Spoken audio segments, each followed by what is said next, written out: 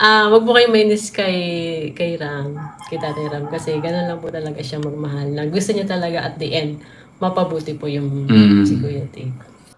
So, yun po yung pag-uusapan natin sa video na ito, guys. Yun pong parang pakiusap na din ni Nanay Jack sa ating lahat, sa ating mga viewers, na wag na po tayong mainis kay Tekram or kay Tatay Ram, dahil ang gusto lamang daw talaga nito is yung mapabuti po si Dave until the end, kasi ganun daw po talaga magmahal si Tekram. Kasi dito nga po sa live na ito is muli nga pong napag-usapan nila yung tungkol nga po kay Dave, which is yung mga mostly sa mga comment ay naiinis nga daw po sila dahil nga po paulit-ulit na lang daw po na Dave ng Dave. Kaya nga po nasabi ni Nanay Jack yun na huwag tayong mainis kay Tekram. So ipagpatuloy po natin ang panonood, tapos magbibigay po tayo ng karagdagang opinion. Yung magulang po, ang magulang, yung mga magulang ko, alam niyo yung mga magulang ko, kung meron pa silang idadagdag na yaman, kumari lang ha, gusto ko lang i-share yung yung parang mga natututunan ko sa mga magulang ko. Kung meron pa silang maitutulong sa anak nila, gagawin po nila. Parang kami din bilang magulang nila kuya. Especially si kuya talaga, kasi ako tinitingnan ko yung yung para bang kasi parang tinitingnan ko na din parang sa lahat ng mga ginawa ni kuya, kasi madaling utusan, tapos gumagawa ng effort para mapasaya kami o anuman. Parang andali bang talaga. Pero nagkaroon nga lahat ng question mark dahil sa nangyari. Lahat ba nung... So parang ang ibig sabihin ni Tekram dito na willing pa din talaga siyang tulungan si Dave, kasi nga ang turing pa rin talaga niya sa bata is anak. So parang dun po lumalabas, sabi nga po niya na kung katulad nga po ng ginagawa ng kanyang mga magulang na hanggat mayroon pa daw itong yaman na maibibigay sa kanila, ay ibibigay daw ng mga ito sa kanila. So parang ganoon din po si Tekram, na kung meron mapapaman siyang maibibigay na tulong kay Dave, ay tutulong daw po siya. So kaya siguro yung mga tao is nainis. Basta ang dami kong kailangan linawin sa mga nangyari po. Ayaw kong isipin mahal na lahat ng mga nangyari, tapos lang pala ni kuya, di ba? Wag po kayong mainis kay Ram, kay Tatay Ram, kasi gano'n lang po talaga siya magmahal, na gusto niya talaga at the end, mapabuti po yung si Kuya Dave. Si Tita Pino. Opo, Tita. Yun nga talaga, Tita. Kausapin, mag-usap. Oo, kasi po Kasi wala naman kami ibang way na mag-contact siya. Kaya dito lang talaga.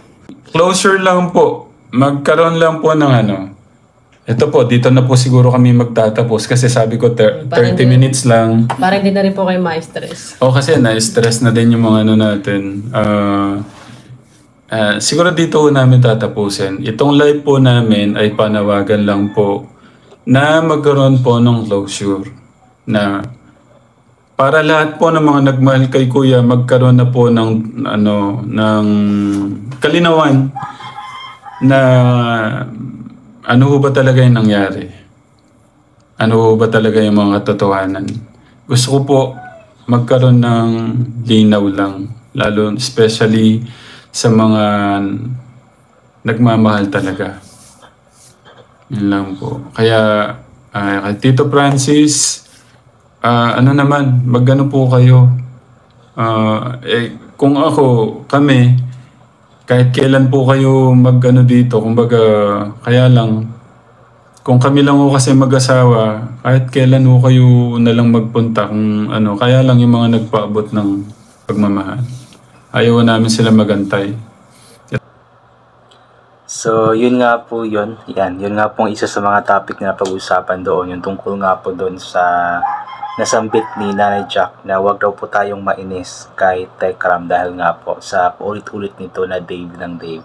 So actually sobrang isang linggo na rin yata po silang hindi nakapag-live, tapos nagulat nga po ako na nag-live sila ulit kasi may sasabihin daw po sila. So yun pala is nanawagan nga po sila muli kay Dave at sa mga kung sino man ang kasama nito na dapat as soon as possible is makipag-usap na daw po si Dave sa kanila para magkaroon na nga po ng closure, especially dun sa mga nagpaabot ng pagmamahal kay Dave, para magkaroon nga po sila ng update tungkol nga po sa mga bagay na ito. Kaya siyempre, yung mga tao kasi is umaasa yung, mostly sa mga charity, tawag yan, mga katekram na viewers is ayaw na talaga nilang pag-usapan pa itong issue na ito. Ayaw na po nilang mabanggit pa si Dave, or ayaw na po nilang magkaroon pa ng content sila Tekram about nga po kay Dave, kasi nga nakaka-stress na nga po at kailangan na talagang mag-move on.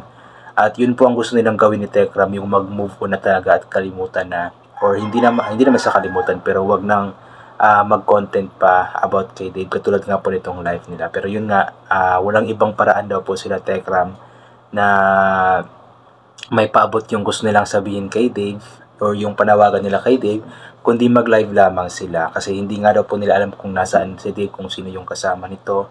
At I believe, siguro hindi nila pwedeng i-chat, or baka nakablock sila, di tayo sigurado. Kaya kailangan po nilang mag-live para manawagan na makipag-usap na nga po si Dave sa kanila, para magkaroon na nga po ng closure itong issue na ito. So para sa akin naman, hindi naman ako naiinis kay Tekram. Although, doon sa mga nabanggit niya minsan, yung ibang mga nabanggit niya na parang andun pa rin kasi yung kanyang care, pagmamahal kay Dave, which is hindi rin naman natin masisisi si Tekram about doon, dahil nga anak nga po yung turing niya kay Dave. Pero para sa majority kasi is parang ayaw na nga po nilang magkaroon pa si Tekram, ang Manalastas family, ng kaugnayan tungkol kay Dave.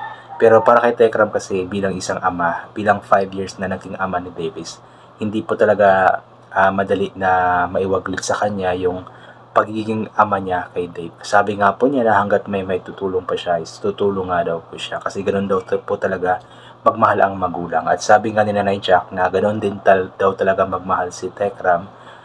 Gusto nito na, tawag niyan, mapabuti si Dave hanggang sa dulo. Ayan. So, yun, ipag-pray na lamang po natin na magiging maayos na nga po ito. Makapag-usap na sila, makapag-decide na si Dave na humarap kila Tekram para magkaroon na nga po ito ng closure at close book na, kumbaga. So anyway, hanggang dito na lang po itong gagawin ko na reaction video. So, thank you so much po sa lahat ng mga palaging bumabalik sa aking YouTube channel. So inuulit ko nga po palagi na rin po natin magdasal, magpasalamat sa lahat ng mga bagay na ating natatanggap kahit na di po natin ito hinihingi. Kasi nga po lahat ng mga bagay na meron tayo ay kalob sa atin ng ating Panginoon, at wala mga bagay na ito kung hindi dahil sa Kanya. And always bring pa yung kapote, sombrero, or anything na pwede maging protection sa katawan kapag lalabas po tayo, nang sa ganun kapag mainit ay hindi po tayo mainitan, or kapag biglang umulan na hindi po tayo mababasa ng ulan. And always take vitamin C para mapusa ang ating immune system, at hindi po tayo matatamaan agad-agad ng kung ano-ano mga sakit-sakit. Ayan. So once again, dinulit ko, hanggang dito na lamang po muna ito. God bless po and bye for now po.